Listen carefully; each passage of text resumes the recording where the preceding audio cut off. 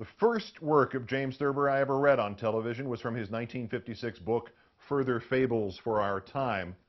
Since we've been doing this online, I have not returned to Thurber's exquisite, precise updates on the format of Aesop. Let's correct that now with 4 of the beauties from the original volume, beginning with The Bat Who Got the Hell Out by James Thurber. A colony of bats living in a great American cave had got along fine for 1,000 generations, flying, hanging head down, eating insects, and raising young. And then one year a male named Flitter, who had fluttered secretly out of his room at night and flown among the haunts of men, told his father that he had decided to get the hell out. The shocked father sent Flitter to Flater, the great-great-grandfather of all the bats in the cave. "You should be proud of being a bat among bats," said old Flater, "for we are one of the oldest species on the planet, much older than man, and the only mammal capable of true flight." The discontented young bat was not impressed. "I want to live like a man among men," he said. "Men have the best food and the most fun and the cutest females." At this, old Flater stormed about the cave, squeaking unintelligibly.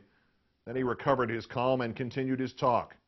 "A man got into my room one night," he said, "and managed somehow to tangle me in his hair. It was a shattering experience from which I shall never completely recover." "When men die, they go to heaven, but when bats are dead, they are dead," said Flitter. "I want to go to heaven when I die." This amused old Flater in a gaunt and gloomy sort of way, and he chittered, quickered, and zickered for some moments before he could say, "You have no more soul than a moose or a mouse or a mole. You should be glad that you will never become an angel, for angels do not have true flight. One wants to sleep through eternity, not bumble and flap about forever like a bee or a butterfly." But Flitter had made up his mind, and the old bat's words of wisdom were in vain. That night, the discontented young bat quit the cave colony and flickered out of the cave in the confident hope of giving up his membership in the Chiroptera and joining the happy breed of men. Unfortunately for his dream, he spent his first night hanging head down from the rafters of an auditorium in which a best-selling inspirationalist was dragging God down to the people's level. Ushers moved silently among the rapt listeners, selling copies of the speaker's books. "Shake Hands with the Almighty," "You Can Be Jehovah's Pal," and "Have You Taken Out Eternity Insurance?" The speaker was saying, "Have a little talk with the Lord while you're waiting for a bus, or riding to work, or sitting in the dentist's chair. Have comfy chats with the Lord in the little cozy corners of spare time." Flitter decided that there was something the matter with the acoustics or with his tragus caused by hanging head down in the presence of the eternal species. But when he began flying about the auditorium, there was no change in the nature of the English sentences. "Tell the Lord to put it there," the inspired man went on. "Give him your duke." The speaker waved clasped hands above his head and gazed up at the ceiling. "Keep pitching, God," he said. "You got 2 strikes on Satan." Flitter, who had never felt sick before in his life, felt sick and decided to get the air. After he had got the air, he realized that he did not want to become a member of the species Homo sapiens because of the danger of bumbling or flapping into the inspirationalist after they had both become angels. And so Flitter returned to the cave, and everybody was astonished to see him, and nobody said anything, and for a time there was a great silence. "I've come the hell back," said Flitter meekly, and he resumed without discontent the immemorial life of the Chiroptera, flying, hanging head down, eating insects, and raising young. Moral: by decent minds is he abhorred who'd make a Babbit of the Lord. Our next, from Further Fables for Our Time, The Bears and the Monkeys by James Thurber. In a deep forest there lived many bears. They spent the winter sleeping and the summer playing leap bear and stealing honey and buns from nearby cottages. One day a fast-talking monkey named Glib showed up and told them that their way of life was bad for bears. "You're prisoners of pastime," he said, "addicted to leap bear and slaves of honey and buns." The bears were impressed and frightened as Glib went on talking. "Your forebears have done this to you," he said. Glib was so glib, glibber than the glibbest monkey they had ever seen before, that the bears believed he must know more than they knew, or than anybody else. But when he left to tell other species what was the matter with them, the bears reverted to their fun and games and their theft of buns and honey. Their decadence made them bright of eye, light of heart, and quick of paw, and they had a wonderful time living as bears had always lived, until one day 2 of Glib's successors appeared, named Monkey Say and Monkey Do. They were even glibber than Glib, and they brought many presents and smiled all the way. "We've come to liberate you from freedom," they said. "This is the new liberation, twice as good as the old, since there are 2 of us." So each bear was made to wear a collar, and the collars were linked together with chains, and Monkey Do put a ring in the lead bear's nose and a chain on the lead bear's ring. "Now you are free to do what I tell you to do," said Monkey Do. "Now you are free to say what I want you to say," said Monkey Say. "By sparing you the burden of electing your leaders, we save you from the dangers of choice. No more secret ballots. Everything open and above board." For a long time, the bears submitted to the new liberation and chanted the slogan the monkeys had taught them. "Why stand on your own 2 feet when you can stand on ours?" Then one day, they broke the chains of their new freedom and found their way back to the deep forest and began playing leap bear again and stealing honey and buns from the nearby cottages. And their laughter and gaiety rang through the forest, and birds that had ceased singing began singing again, and all the sounds of the earth were like music. Moral: it is better to have the ring of freedom in your ears than in your nose. Our third selection, The Human Being and the Dinosaur, by James Thurber. Ages ago, in a wasteland of time and a wilderness of space, man, in uppercase, and dinosaur, in lower, first came face to face. They stood like stones for a long while, wary and watchful, taking each other in. Something told the dinosaur that he beheld before him the coming glory and terror of the world, and in the still air of the young planet he seemed to catch the faint smell of his own inevitable doom. "Greetings, stupid," said man. "Behold in me the artfully articulated architect of the future, the chosen species, the certain survivor, the indestructible one, the monarch of all you survey and of all that everyone else surveys, for that matter. On the other hand, you are, curiously enough, for all your size, a member of the inconsequent ephemera. You are one of God's moderately amusing early experiments, a frail footnote to natural history, a contraption in a museum for future man to marvel at, an excellent example of Jehovah's jejune juvenilia." The dinosaur sighed with a sound like thunder.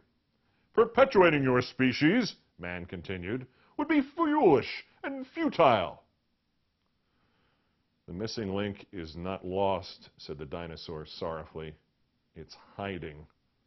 Man paid the doomed dinosaur no mind. "If there were no man, it would be necessary to create one," said man. "For God moves in mysterious but inefficient ways, and he needs help. Man will go on forever, but you will be on one with the mammoth and the mastodon, for monstrosity is the behe-mother of extinction." "There are worse things than being extinct," said the dinosaur sourly, "and one of them is being you." Man strutted a little pace and flexed his muscles. "You cannot even commit murder," he said, "for murder requires a mind. You are capable only of dinosaur slaughter. You and your ilk are incapable of devising increasingly effective methods of destroying your own species, and at the same time, increasingly miraculous methods of keeping it extant. You will never live to know the two-party system, the multi-party system, and the one-party system.